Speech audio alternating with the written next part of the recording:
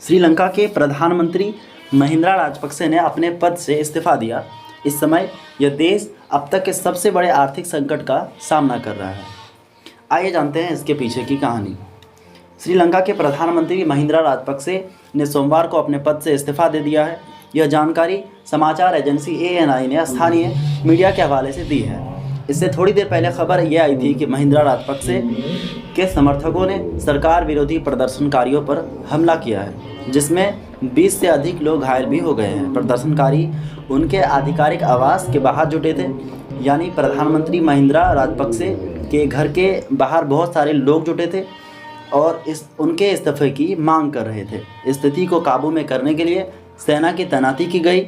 सरकार पर आर्थिक संकट से निपटने के लिए अंतरिम प्रशासन बनाने का दबाव भी है।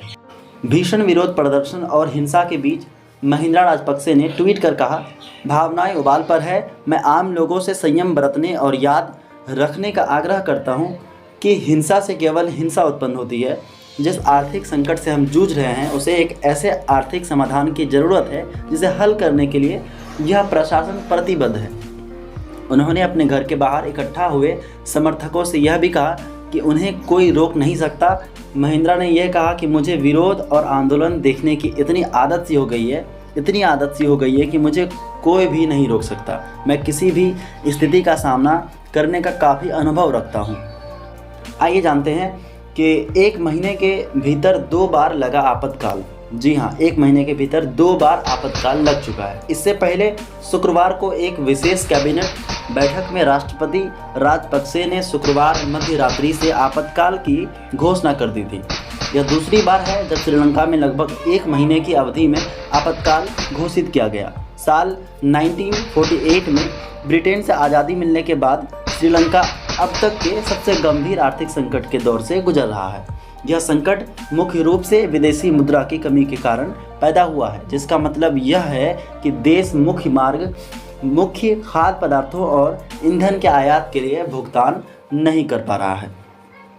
और ये भी जानते हैं कि सरकार के खिलाफ सड़कों पर प्रदर्शनकारी आखिर क्यों कर रहे हैं प्रदर्शन।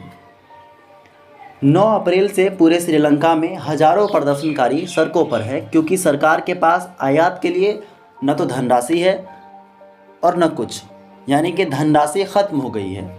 आवश्यक वस्तुओं की कीमतें आसमान छू रही हैं। लोगों को इसकी वजह से तमाम परेशानी और दिक्कतों का सामना करना पड़ रहा है। इन्हें घंटों बिजली कटौती से भी जूझना पड़ रहा है। उन्होंने इस संकट के लिए परिवारवाद को जिम्मेदार ठहराया है। यहाँ सरकार पर राजपक्षे परिवार का दबदबा रहा है। बढ़ते दबाव के बावजूद राष्ट्रपति राजपक्षे और उनके भाई एवं प्रधानमंत्री महिंद्रा राजपक्षे ने पद छोड़ने से इनकार कर दिया था। फिलहाल महिंद्रा राजपक्षे के इस्तीफा देने की खबर आई है।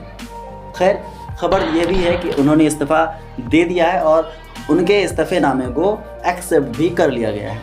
ऐसे ही इंटरेस्टिंग टॉपिक और इंटरेस्टिंग न्यूज़ के वीडियोस देखने के लिए आप हमारे चैनल को सब्सक्राइब भी कर सकते हैं। तब तक के लिए जय हिंद, जय भारत।